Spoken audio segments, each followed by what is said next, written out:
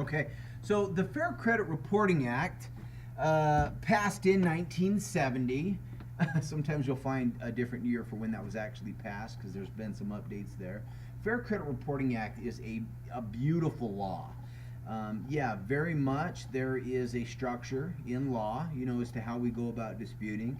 This is really the law that has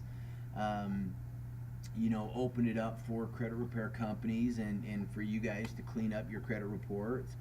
I have a little bit of a history in law as well, and so I've come to understand the theory behind why we have laws and the philosophy therein, and why such order and protections are available to us. But that's exactly what it is a protection.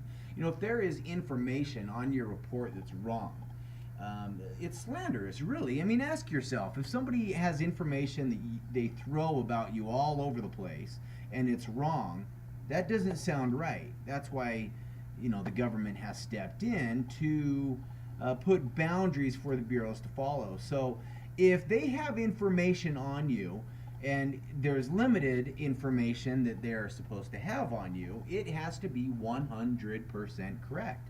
So really, in all actuality, if information is 99.99 correct by law, it's wrong. It's incorrect. It has to be perfect. And so really what the protection is that if you feel that something is inaccurate, you have the right to dispute that. Sometimes the credit bureaus, I feel Experian more than the other two, they love to stall and they love to make it difficult for you. This Experian, man, they can make it really tough and discouraging to where some people, they want to just go away. And so really, if you keep using this law, it's going to get you to where you want. Now, and that goes for future disputes. So long as you believe there's something with that dispute, that's information that you can have disputed. So any information in there, if you look at your report and you've got one item listed with TransUnion, Equifax, Experian, and there's something in there that differs from one bureau to the next, then something's wrong there. Because if it was perfect, it would look the same with all three, of the bureaus. And so that's exactly what you do, is you dispute with them. Now keep in mind too, your creditor is the one that sent that information to the bureaus. They did that kind gesture for you. They went ahead and took the initiative. They are the ones responsible for that information there, not you.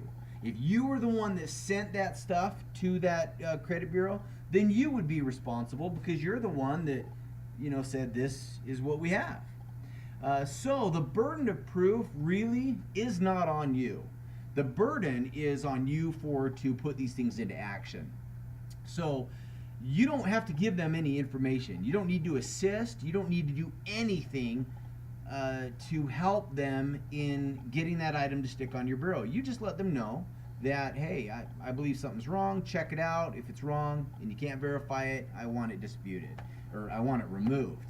And so oftentimes when you dispute an item, they'll try to contact you and ask for your help, which is really silly because then sometimes people will give that help. I just ignore it because, again, I'm protected by law for that process. And so you're letting them know, hey, the burden of proof is on you. You guys figure this out. And if you can't, I want it removed. The credit bureaus, for the most part, do a pretty good job in facilitating, as a go-between between you and the creditor. But the creditors, man, they try to do a lot of garbage, a lot of shady stuff. Collection companies, we're going to get into some of those other federal laws. I know here in step 2 I said I would go over those federal laws, but really the Fair Credit Reporting Act, which is the biggie and the one that we love and the one we really want to educate you in, is takes up a little bit of our time. But collection companies, there's has been some legislative direction that's been provided for you because of what they used to do in the past. They would really harass. They would get downright nasty.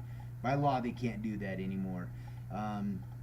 I don't know how kosher or ethical that this may be, but sometimes when you tell a collection company, I have an attorney, or I've recorded this phone call.